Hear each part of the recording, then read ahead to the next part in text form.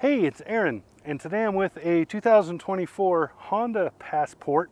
The Passport is slightly smaller than the Pilot, it is a 2-row instead of a 3-row, but it is otherwise much the same. Huge interior, lots of space, big cargo area, similar powertrains, all of that. They share a lot. This is a great vehicle. This particular one is the Trailsport. You can probably see that right here. I'll go over what that adds. It's mostly off-road stuff.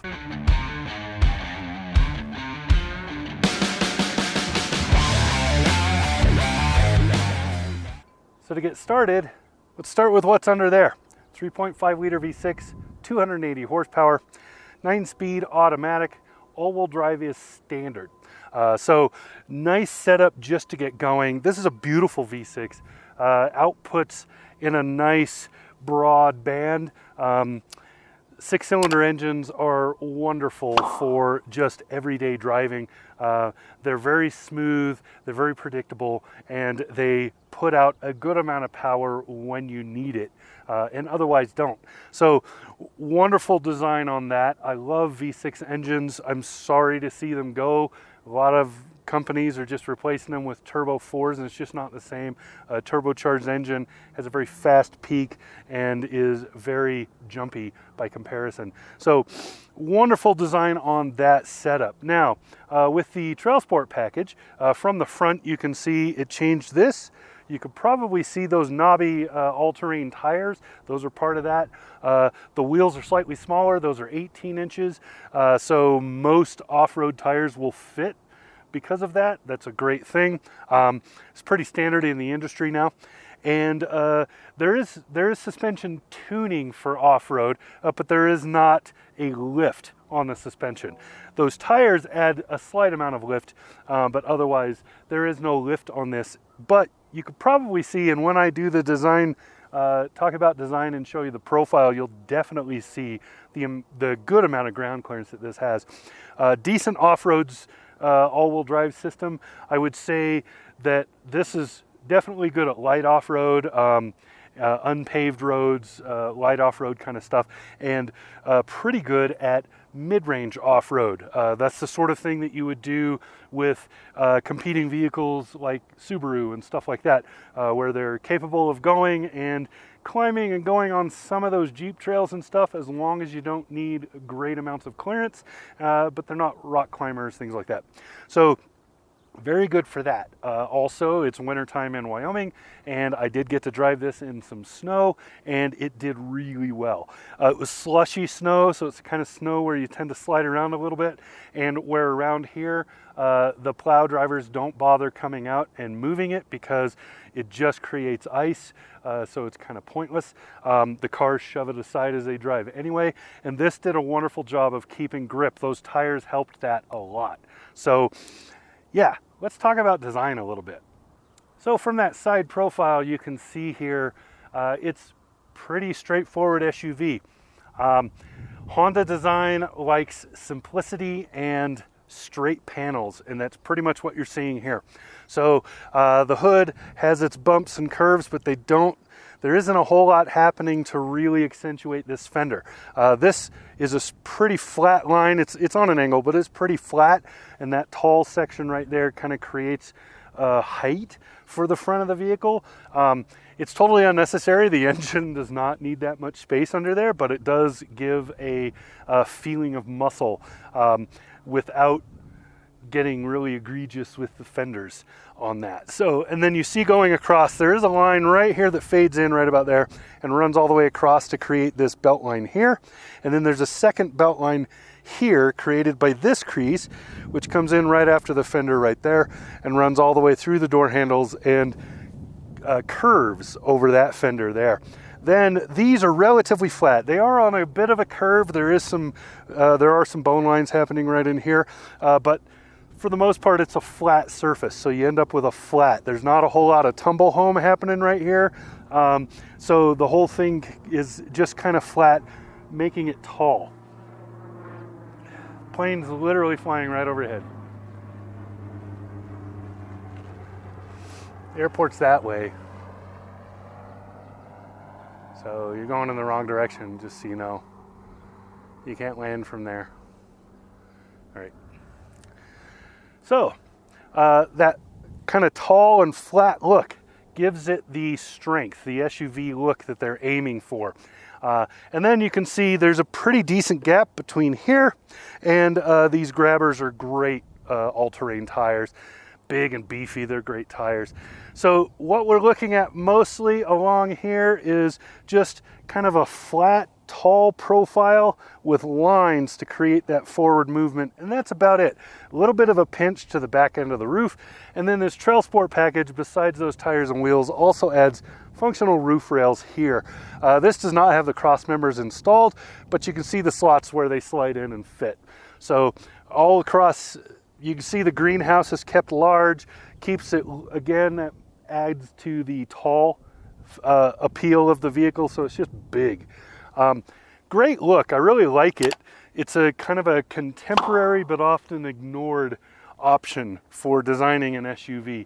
And then back here you can see tail lamps and everything finishes out really nicely done. I really do like this. I even like this color, and normally I hate these kind of bluish, gray, whatever colors. I really usually don't like them, but on this color in particular looks really good. So next up, let's look at the working end and then talk about the interior. So on the back, there is a pretty decent rake to this window right here. And then this spoiler sticks out a fair amount. This is a good look because it's matching what's happening in the front of the vehicle. So nicely done on there, and then you can see the stripe and the emblem there. The Trailsport is on there, Passport of course, but Trailsport you can see here. And then there is no tow kit on this, but there is towing as an option for this. It does have dual tailpipes, and they are functional dual tailpipes, but it is not dual pipes from the engine. It's a single pipe that splits off after the muffler for those. Back here, lots of space. So you got two different milk jug holders. You got a button that folds those seats down really quickly from here. A couple of grocery hook spots. And then you got this, which opens up storage down in there for whatever you need. And then I think you have to lift this out. Maybe not. I feel like you're supposed to. Yeah, there you go. When you open this up, there's your spare tire, filler funnel. This is a spot that should have a jack in it. Why is there no jack? Huh. Well, anyway, that's where the jack is supposed to be. I'm going to have to point that out when they come and pick this up. Nice cargo space. Really useful. Surprisingly useful. Tie-down hooks on each corner. And yeah, really, really useful cargo space. Back seats. So I am 6'3", sitting in this chair. I have 3 inches easy of headroom in here. These seats do move back and forth this way, and also you can do that, right? So there's plenty of adjustment back here. My feet will go under this seat to give me a better leg. This seat is for me at 6'3" up there. So a shorter driver would mean I would have even more leg room than this. Part of the Trailsport package is these sunshades that are built into the back windows. You have climate back here, USB plugs, a household outlet at 15 watts or 150 watts. Yeah. Just two drink holders per door, plus the thing that folds down in if there's nobody sitting in the middle. I've been driving an extra teenager to school this week, so there's 4 kids in this car plus me, and having no issues with space back here.